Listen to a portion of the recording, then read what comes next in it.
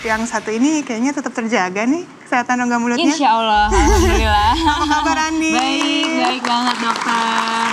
Andi lagi sibuk apa sekarang? Sekarang ini lagi masih nyanyi-nyanyi terus. Kemudian ada beberapa program juga yang aku jalankan. In the near future juga sebentar lagi nih akan ada syuting film juga. Wah, berarti yang namanya kesehatan rongga mulut buat Andi juga sangat penting. Sangat penting. Nah, tapi kalau misalnya kita tidak menjaga kesehatan rongga mulut dengan baik, itu malah justru bisa menimbulkan berbagai macam masalah. Iya. Benar ya? Kenapa banyak banget ya orang yang nggak memperhatikan kesehatan rongga mulut mereka? Apa karena ini kali ya? Jadi kan kecil gitu, dianggapnya di dalam, terus kayaknya nggak terlalu kelihatan orang juga gitu. Jadi kesehatannya agak sedikit diabaikan gitu kali ya. Makanya padahal ya orang-orang yang sangat memperhatikan kesehatan mulutnya berarti juga memperhatikan kesehatan tubuhnya. Kalau menurut Prof. Eri, apa kabar Prof. Eri?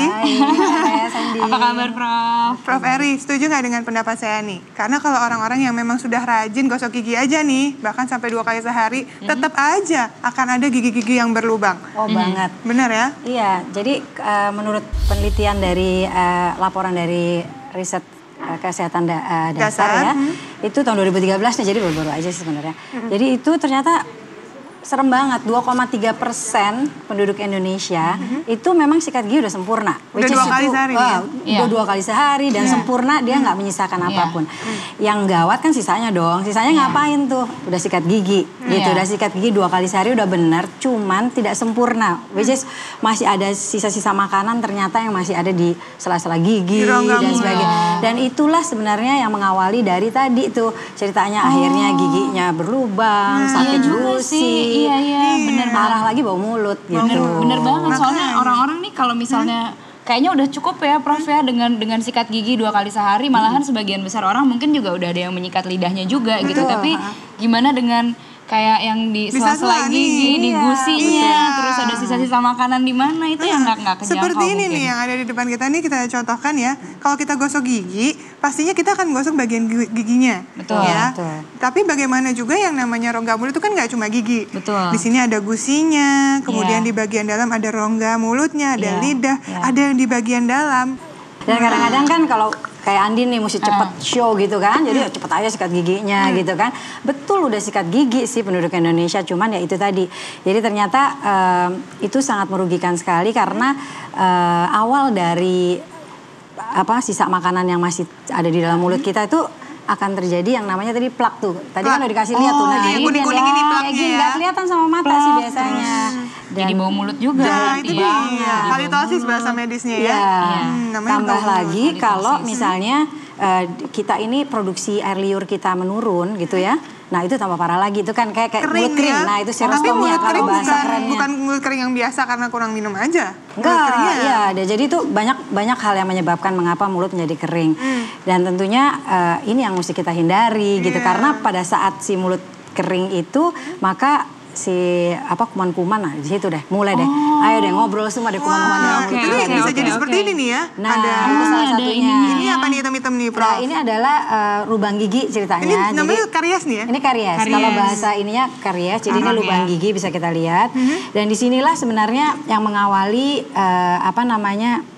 mengapa kita harus sikat gigi dengan benar gitu. Di sini juga kita bisa lihat ada gusi yang bengkak. Jadi artinya penyakit gusi ya, nggak cuma gigi aja. Lidah jangan main-main loh. Lidah juga perlu banget dibersihin. Lidah tuh kayak karpet gitu ya istilahnya ya. Kuman-kuman bisa masuk ke situ ya, stay di situ. Iya. Misal contoh puasa deh ya. Puasa kan kita nggak ada kegiatan dalam mengunyah.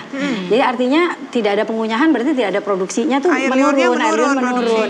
Produksi menurun. Tadi serostomia namanya, jadi mulut kering itu, maka akan menyebabkan si kuman-kuman tadi itu mulai bereaksi dan sehingga menyebabkan si bau mulut tadi gitu. Tadi kan orang udah sempurna hanya 2,3% di Indonesia gitu kan. Yang sikat gigi, yang sempurna artinya dia bersih lah betul-betul. Nah yang sisanya kita betul-betul perlu sekali disempurnakan dengan kita berkumur-kumur dengan tadi ya mouthwash yang tadi Andin bilang. Nah fungsinya mouthwash sendiri tuh apa?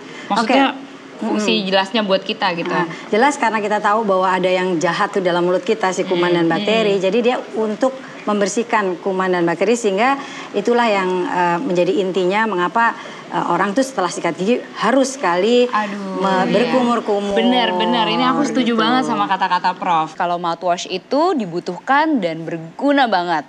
Setiap abis pakai mouthwash, mulutku rasanya bersih banget dan seger banget. Nah, maka dari itu setiap hari aku nggak pernah lupa buat kumur dengan Listerine. Yang memiliki formula unik dengan 4 essential oil yang tentunya efektif melawan 99,9% kuman penyebab bau mulut. Juga mampu menghambat perkembangan plak hingga 56%, serta mampu mengurangi radang gusi sampai 36%. Nah, selain itu, varian natural green tea ini mengandung sodium fluoride yang berguna memperkuat email gigi dan mencegah gigi berlubang.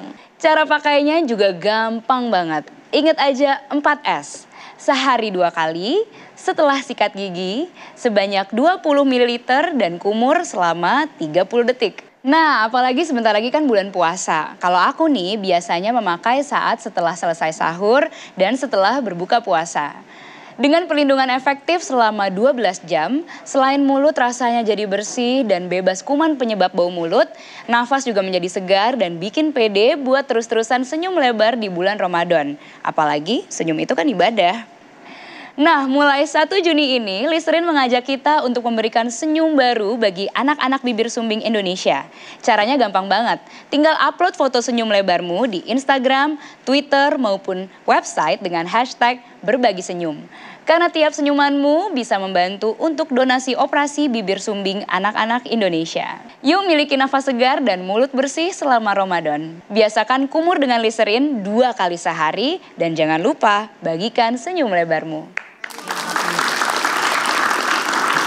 Jadi memang ya Prof Eria, dibutuhkan kebersihan rongga mulut dengan sempurna ya. Sikat gigi dan juga mouthwash. Ya, jangan lupa. Jadi pokoknya sempurnakanlah pembersihan pemeliharaan kesehatan gigi dan mulut dengan mouthwash tadi ya. Jadi karena mouthwash tadi itu untuk bersihin semua kuman-kuman yang ada dalam mulut. Kita nggak bau mulut lagi, apalagi pas lagi Ramadan yang tadi. Nah, itu dia. Terima kasih banyak ya Andi.